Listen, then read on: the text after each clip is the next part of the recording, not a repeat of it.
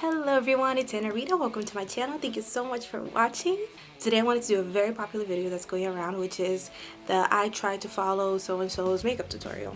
But when I was trying to figure out who I was going to do, I thought I don't want to just do a regular makeup tutorial. That's boring. So I decided to follow a special effects makeup tutorial.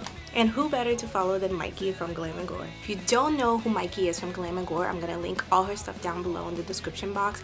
But you should really know who she is. She's one of the best in special effects makeup, and I really wanted to follow one of her tutorials.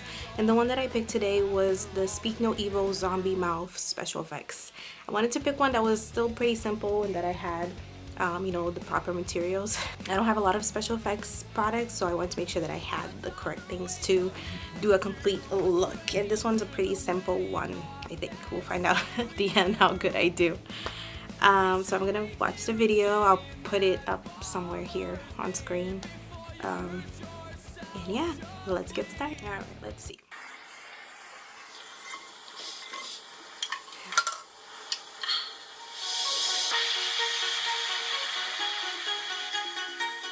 Hey dudes, what's up?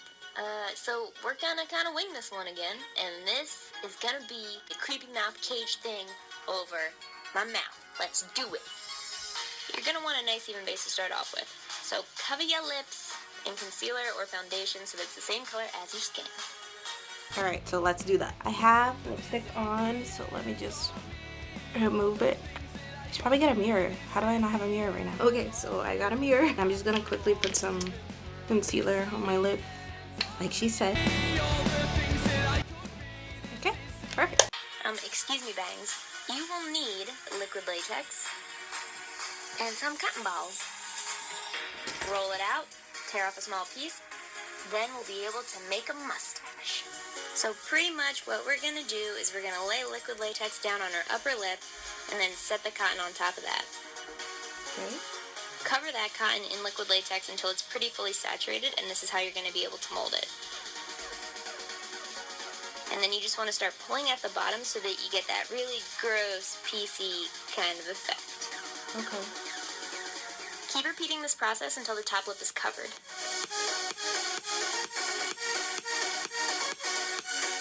Okay, so I may have watched this tutorial before because I wanted to make sure I wanted all the products, and later on after she finished her top lip, she starts her bottom and realizes she should have painted the underneath base like a red or blackish red. So I'm gonna do that first because she tells in the video that if you're gonna recreate it, you should do that first. So I'm gonna follow her directions. Alrighty, so I mixed some red and black paint on the lid of one of my water activated paint, and I'm using the black one is by Snazaroo and my red one is by Tag. I don't know which ones Mykie used, but it doesn't really matter. You use whatever you have. So because she didn't do this step first, I'm just gonna wing it, and I'm gonna like do my lip and maybe just a little bit up higher and lower and a little bit off to the sides, because I know she later on again, because I've seen the tutorial, she extends the mouth a little bit. So that's what I'm going to do. I'm not gonna be super precise because we're gonna cover it with latex and cotton anyway, and it's supposed to be messy, right? I'm like trying to do a perfect job here, and I'm like, this has to be messy, so. I look crazy. Alright, I think that's good enough for now, because then now we need to start doing the cotton and latex. Alright, I think that's good enough. Hello! So I'm gonna quickly interrupt this portion of the video real quickly because right after I did the red base on my lips, I got a call and I had to leave, so I had to wipe it all off. And now I'm back, so I'm just gonna apply the red base again. So if it looks a little bit different, if the lighting looks a little bit different, and it's because it's later on in the day, so just bear with me, okay? We're gonna keep rolling. Okay, so now that that's all done, we're gonna get liquid latex. I have this random brand from the Halloween store or party store. She has the good kind from Nigel that I know from her videos. It smells a lot better than this. So. Oh, it's not even open. I haven't even used this before. Yeah, this doesn't smell too good. So I'm just gonna pour it in a little container. Ooh, okay, I don't know if that's a lot enough. And we're gonna start. I'm a little scared. I've never used this. Oh my god, I got latex in my hair. Great. All right.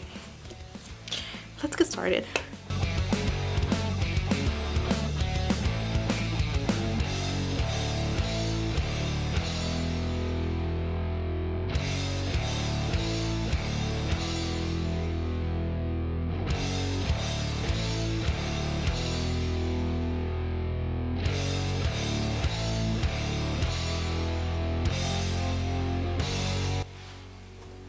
Huh?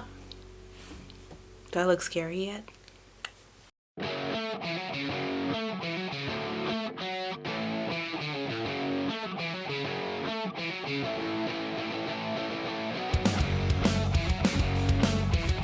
Okay, this is what I got so far. Obviously hers looks better, but I don't know, let's keep going. Let's see what's next. Make sure you're blending the edges that are away from your mouth into your skin so that it's got a seamless finish. Sometimes I find that using a palette knife helps better for this than just using the wedge sponge itself. Oh, my mustache is really starting to come together. I would make a sexy old man. The key to this look, like many other SFX looks, is variance and randomization. Keep varying width, size, shape, and placement. Then once you start to look like Hulk Hogan, it's time to move on to the bottom lip / chin. So I started to do the same thing underneath. Lay down liquid latex, lay cotton on top, cover it up. But in doing so, I realized that before I cover up my whole mouth in cotton, I might want to paint the inside the color that it's gonna be, right? That makes sense, right? I took red, brown, and black aqua paints, filled in the mouth area, and then pretended like it never happened by going back to the cotton. But just so you guys know, you should put this red base color down before you start putting cotton on top. Otherwise, you're gonna screw yourselves like I almost just did. You can also take really thin pieces of cotton and add them in yourself if you find that there's any gaps that you want filled. So after taking a step back and looking at it, I decided that it was kind of a puny mouth and I wanted it to be wider. So I put my red down first, and then I built up the sides using the cotton and latex.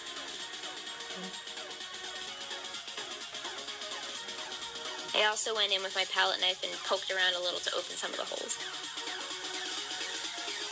Alright girl, or boy, now that your skin is looking shapely. Okay, so now you guys understand why I did this part here first, because like I said, I had seen it before. So, alright, let's just work on building the bottom. I mean, it doesn't look that bad, right?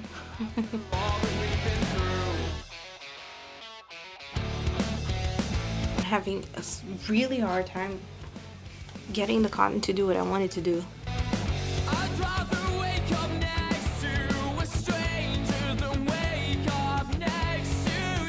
Okay, it's a little better.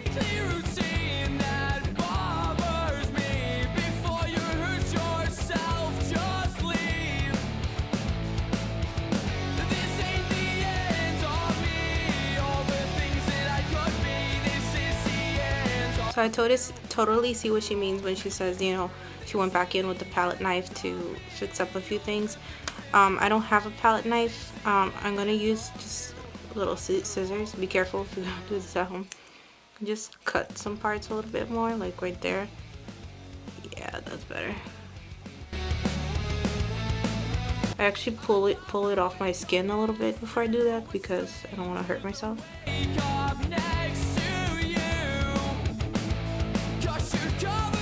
I don't know. I think that's the best I'm gonna get. It's still a little wet down here, so I'm gonna let it dry and then we can try to move on to the next thing. I'm still debating whether I should extend it out a little more, because I did extend a little bit, but maybe a little bit more. I don't know. Let me think about it while it dries. Okay, I think it's dry enough now. I think I'm gonna just leave it like that. I messed around a little bit off camera, just pulling and making this look a little bit better, but I think that's good for now. Let's move on. It's time to color it, but only after we dance and dry, because if you don't dry first, you're not going to be able to paint on the wet latex anyway, and you're going to ruin your brushes. Who said you could stop? So to paint, I'm starting out with a brown aqua color by Krylon, and I'm going to put that all over the surface of the cotton and latex. But I'm not going to put it on super opaque. The reason we're doing this is to make it darker so that when we put our foundation color on top of everything, it'll blend out much more evenly, rather than it being extremely light where the cotton is. So once we've got... Okay, so let's do that first. I don't have brown, so I'm gonna make some brown. Alright, so I mixed some brown. I know it looks a little reddish, but it's pretty brown. I mixed some red, some yellow, some green, some black. Just mix a bunch of colors together and you get a brownish color. And I'm just gonna stipple it on like she did. It looks a little red, but that's okay. I think it'll work out in the end.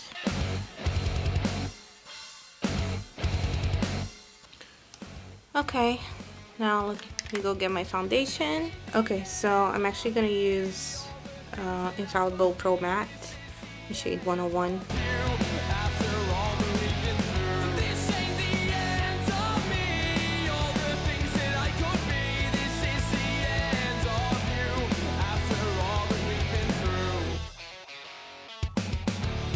Okay, looks good. Got our darker base on the cotton and latex, then you can put your foundation color over top and it should blend out very evenly into your skin. Then using a red aqua paint, I'm going to accentuate all of the crevices and natural indentations in the cotton and extend some of the holes both downward and upwards. This is going to make it look a lot more jagged and a lot creepier. Okay.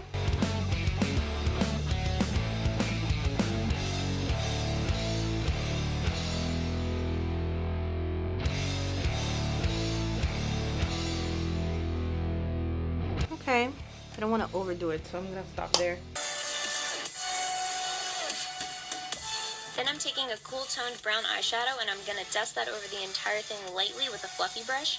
And what this does is it gives a little bit of extra texture and is another way to make things look more realistic and to blend with your skin. Okay, cool tone brown. I think I'm gonna use this cool brown right here from the NYX Highlight and Contour Palette. I feel like mine looks a little darker than hers already, so I'm not gonna do too much with this. Okay. So I thought I was about done here, which is when I started adding scab blood. This part's pretty easy, just get in there. I usually use a palette knife for this, but you can also use Qtips, or you can use your fingers if you're not feeling too trypophobic at this point. But Lord knows I am, so f that. But once again, after stepping back and looking at it, I decided that it wasn't done and it needed to be a little bit bruised. I used this dark purple cream paint to do that. I covered the entire area lightly, and I put down the color heavier as I was pulling out away from the gaps. And that's how you do this look. Okay. So like I said, I don't have a palette knife, but I'm going to be using a Q-tip.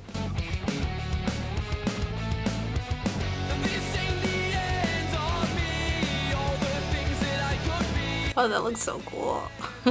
For the bruising that she talked about. Let's see, I know I don't have a cream purple. What am I gonna use? What am I gonna use? Hold on, let me go find something. So I don't have a purple like she does, but I'm gonna go into my 35B into one of these purples here and mix it with a little bit of black, and hopefully it won't be too purple. We'll see. We'll see what happens.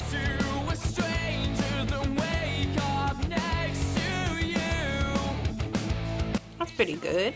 So she didn't do this, but I'm gonna take a little bit of white paint and just go right over top, like some of the areas of these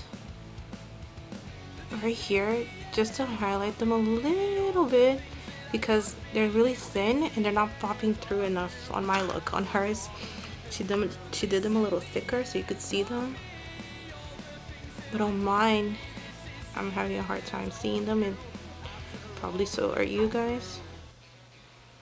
So just slightly, nothing crazy.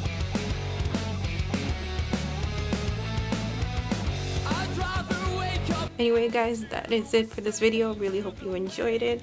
Please don't forget to share, like, comment, subscribe to my channel if you haven't done so already, and go subscribe to Mykie if you haven't done so already. Her channel will be linked down below. It's called Glam Gore. And yeah, it's really hard to talk with this. Please don't forget to follow me on all my social media. I'm mostly on Instagram, but I'm also on Facebook, Snapchat, and Twitter. All my handles will be at the end of this video and down below in the description box. Thank you so much for watching, guys. Peace and love. I'm filming.